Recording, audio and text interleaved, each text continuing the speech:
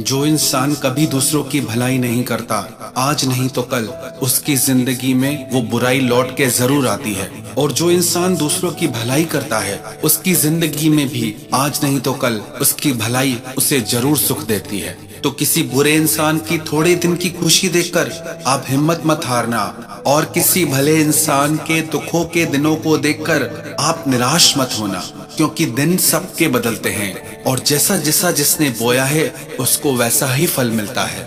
एक बार दो यात्री कहीं जा रहे थे, मार्ग में ही सूर्यास्त हो गया।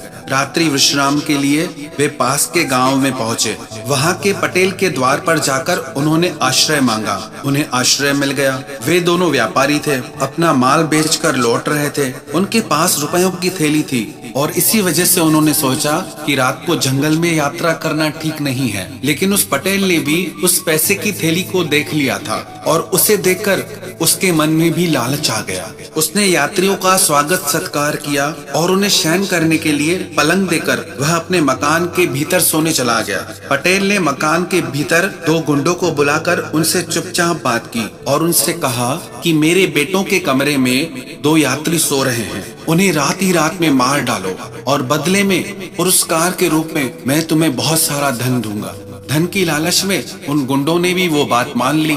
पटेल के दो बेटे थे जो खेतों की संभाल करने के लिए रात में खेतों में गए थे, लेकिन थोड़ी देर बाद वहां पटेल का एक नौकर आ पहुंचा, इसलिए उसके दोनों बेटे वापस घर आ गए। रात बहुत अधिक हो चुकी थी। जब वो घर लौटे तो उन्होंने देखा कि हमारे कमरे में हमारे ही पलंग पे ये कौन दो लोग सो रहे हैं। उन दोनों ने इन दोनों यात्रियों को अपने घर से बाहर निकाल दिया और कहा कि जाओ बाहर जाके पशुशाला में सो।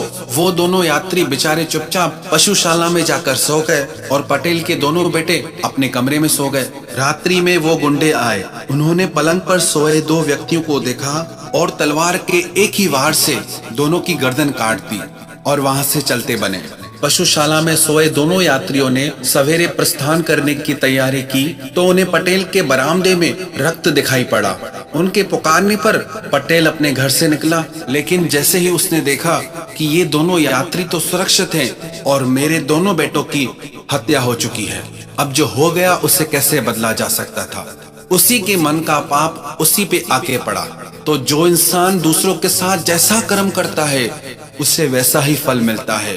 हाँ, कभी कभी लगता है कि समय लग रहा है, पर विश्वास रखना आज नहीं तो कल हर इंसान को अपने कर्मों का फल भोगना ही पड़ता है।